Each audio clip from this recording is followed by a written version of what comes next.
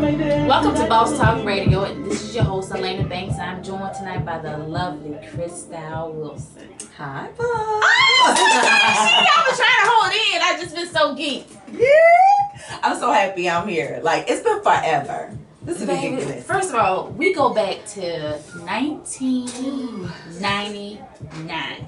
Yeah. Yeah. We ain't gonna say how or where. Yes, why not? Okay. Don't be shy. Do y'all remember? This is when I was working at the aquarium on Memorial Drive. Yes, go. East Side. Mm-hmm. And I met you through another person. Yeah. We clicked. Now, this is when she was producing movies and making movies and doing that thing. Yeah. She gave me my first role in the movie Groupies.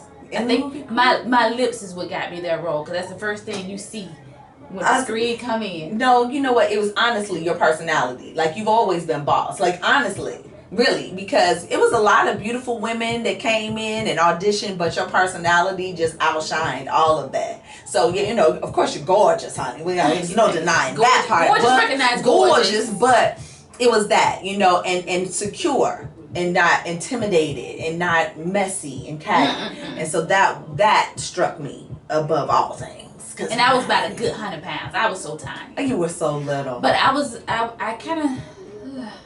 You're still little. I know. Yeah. But anyway, I was Renee, the messy girlfriend of the main star on the show. And then Gil was in this, and Javon. Javon was your love interest. Yes. No. He was my ex. He was your ex. Mm-hmm. And then we filmed it at the Atrium. Everybody know about the Atrium. Everybody know about the Georgia know about the Atrium. It's funny because, you know, I was like the first female minority to do a union film in Atlanta. A lot of people don't know that. Yeah, Groupies was the first union film done by a minority woman. And so a lot of people have their sad car, honey, because of her. And so, and also I had Ludacris in there when he was still Chris Lover Lover. Chris Lover Lover was in there. Yeah. Now, I have the movie, but it's on VCR tape. I can at least get you a DVD. I need it. DVD. If I get a DVD and play that, I want to play it. You know what? Give me the DVD and I'm gonna play it on Throwback Thursday. Yeah. Okay. I have the actual. Actually, I need to buy it. I went and rented it from Blockbuster. And never took it back. Blockbuster is no longer business. Right. No, it's not. It's not. But I still have that VCR. Yeah, the VHS tape. VHS tape. Okay. I ain't got no VCR nowhere in my house. Well, see, I was gonna say you had the tape, but see, I still had the VCR. Because I'm gonna watch your house. I'm gonna watch it at your house. Lord Jesus. Oh, that's hilarious. Because I still have movies that, you know, well, now you can order them, but it was a time where it was like movies that were transferred, and I was like, Dad, they don't have that on DVD, but they still, so I'm gonna keep it. Like, honey, you know, that camera zoomed in on these soup coolers. Yeah. And then you saw me being messy on the phone, and it was one of the. But the thing about it was, and my titties were looking voluptuous. Yes. And I was pissed because at the time I found I was pregnant in the casting. Yeah, that's so I was just like, okay, well, this actress / model career is about to go down the drain. No. So it was just so funny because I remember being pregnant. I was so sick that day, and I still remember what I had on. Was it yellow? No, it was like a pale baby powder blue shirt that crossed, and that's when the pants, the knee. The knickerbockers. That's when the knickerbockers was in style. You crazy girl. And honey, I wore them, honey. Yes. And I had on some black wedges, and then I had chain shoes. I had on some real pretty shoes. Girl, I remember I got these shoes out of Sam and Libby. Okay. Yeah. I got a memory like an elephant. You really Which do. I don't even think they open anymore either. Well, I still have a pair of those too. So don't look. She said like I still have those Sam and Libby. Gosh. But baby, when I tell you, I remember that like it was just yesterday. It was fun. It was I don't remember challenging. my lines, but I know it was being messy because when I hung up the phone, the camera kind of went to a scene of the girl sitting there with me trying to set this person up. Yeah, set them up. So, honey, all I know is my lips made an appearance in this movie. But look, and then what's so crazy is look at what I was writing during that time. I wrote back then a lot of what we see you now. Manifested. Yeah, and a lot of people were like, I remember who I was dating at the time was like, well, you don't think this is too risque? Oh, I do know that. Yeah, sure you did. remember? Yeah. I was like, sure he be quiet. But he did support you. Yeah, he did. He did support. He did. Yeah, so he was very happy about the turnout, which everybody was happy about the turnout. And I just saw Gil for the Dungeon Family at One Music Fest. And I was, every time I see him, it just be like, we remember that. Yeah. And then every time I see Javon, like, that's how we know each other, because he was just always everywhere, you know, with him and Jazz Faye.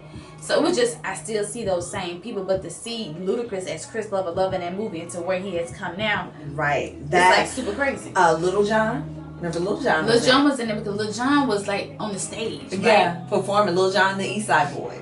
Yeah. So is the atrium even still open? You know what it is. Is the brand is gonna sit It's down? like the VHS tape and the It VCR. It's around. Somebody gonna go. Yeah, somebody going. But I remember working at the club. That's when Wanda Smith did her comedy nights. Yeah. And Wanda's in the movie. Wanda's in the movie too. We had the best Thursday nights. Because was it crab legs? Didn't we have crab legs? It was crab legs and comedy. And Wanda Smith is the best host. Yeah, she is. She sometimes watch my Facebook Live. So if you watching Wanda Smith, I'm talking about you. But that baby can drink some Long Islands. I'm talking about you, Wanda Smith. But she didn't want nobody making for me. And Lily, yeah. And then the young lady next to Modise, what was her name? She had a store next to the club. Honey, LaDonna. You know, that's still my friend. Did you talk to her? Yes, honey. LaDonna is still my girl, and she is so funny. I got to find. I need to talk to her. I literally have to put y'all in touch because she will have you rolling. Like in your memory and her memory, y'all will be catching up. Like it'll take a whole day. Because she kept that store for quite some time. Like even once I left that East Side, I didn't go back.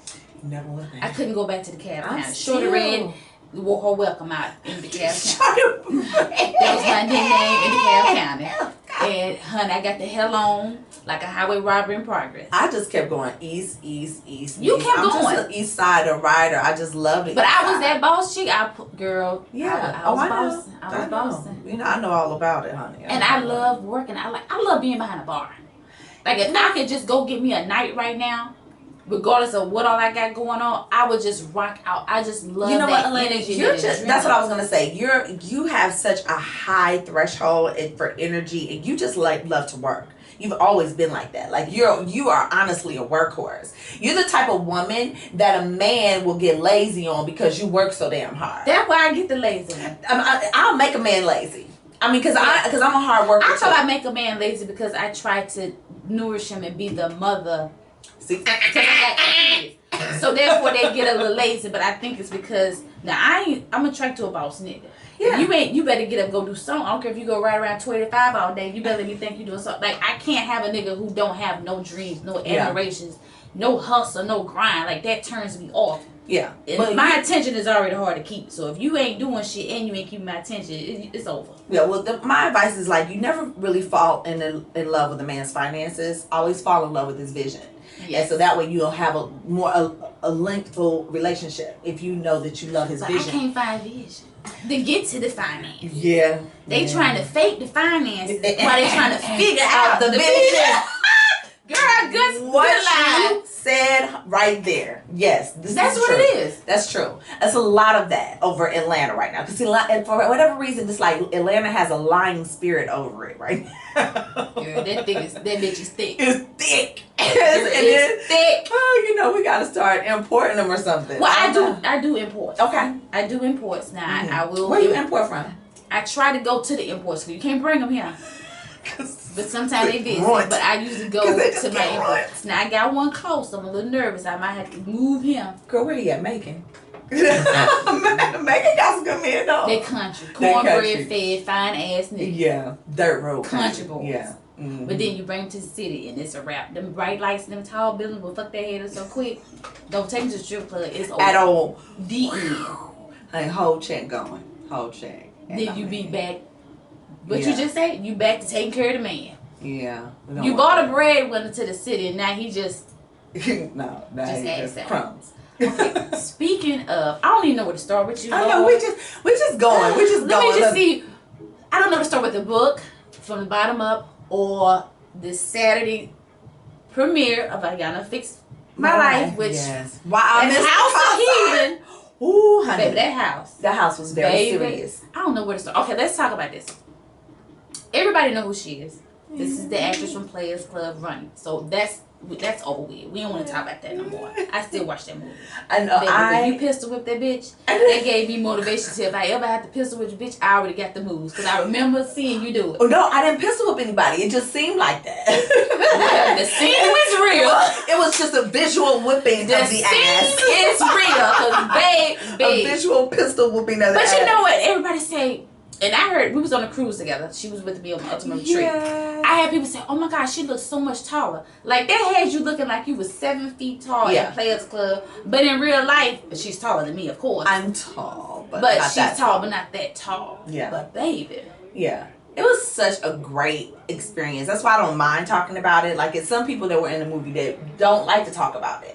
But I don't mind that because I feel like, you know, your history is what kind of creates your path for your future. And I feel like it's great history. It's a cult classic. It was so many great people in there. Bernie Mac, Jamie Foxx, you know. Lisa Ray. Yeah, Lisa Ray. You know, and just Ice Cube, look where he's coming out. His son is just killing the game. So it's just, he's a nice looking man. But I think the reason why you feel that way about the movie because your story up to that movie, and I know your story. Of all the things that you went through up until the day you got the phone call to be in that movie. So therefore, you went into that movie from a whole different angle than Bernie Mac. Then Ice Cube, Lisa Ray, like your whole motivation and your storyline of why that would be so important to you.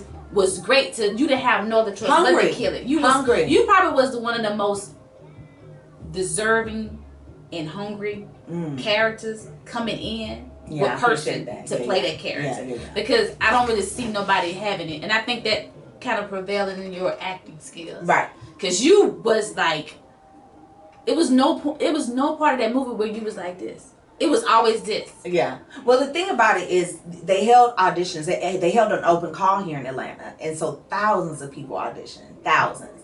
And literally out of all those people who auditioned here in Atlanta, I was the only one that was chosen to be in the film. And not only was I chosen to be in the film, but to be a co-star in the film. Was big because then in LA you had heavy hitters, A-list actresses that were going out for these parts. So what I would accredit Ice Cube for is for always giving newcomers opportunity to do their thing. And it was, you know, it was people that were involved that didn't want me because I was from Atlanta and they didn't think I could pull it off. And he really fought for me. He was like, you know what? I want her because I think that she's going to really give me what I want out of Ronnie. So I just had so many reasons that I knew I had to do a good job. And I went in with reckless abandon. I didn't go in with any hangups. I didn't go in thinking about, oh, I need to be beautiful this whole movie, or I'm not gonna cry because I don't want my mascara to run. And so I think that I know any project that I do, I go in it like that. I don't think about, oh, it's Chrystale and Crystale's gonna be looking crazy. Right. I'm like, what is this character gonna do? Like if Ronnie's a pimp, she's not gonna be thinking about, oh, I gotta look like my She gonna be a pimp. Yeah, she gonna be a pimp. That's it. It's just that. And so that's just what I try to bring to anything that I do, being authentic about it. So you know, it was just a no-brainer for me. I was like, I'm from Atlanta. I'm from where this so let me ask you this culture is. Because did you audition for that role? You know how you audition for one role, but they give you another one? Did you actually audition for that role? I auditioned for that role, but what's crazy is I went to the open casting call and they gave me the size for Diamond initially.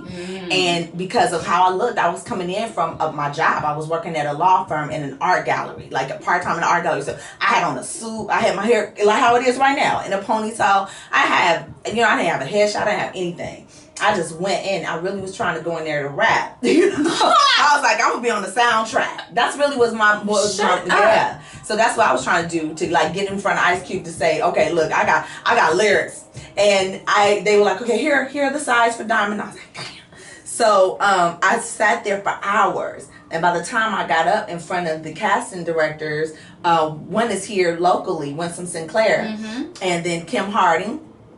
And they were like, oh, what size did they give you? They were looking bored and tired as hell. Yeah, so I said, hey, boo. And I said, well, yeah. I said, they gave me Diamond. They were like, oh, so tired of seeing diamonds. Can you go down and ask them to give you the size for Ronnie, and we're gonna call you back up in 15 minutes and have your.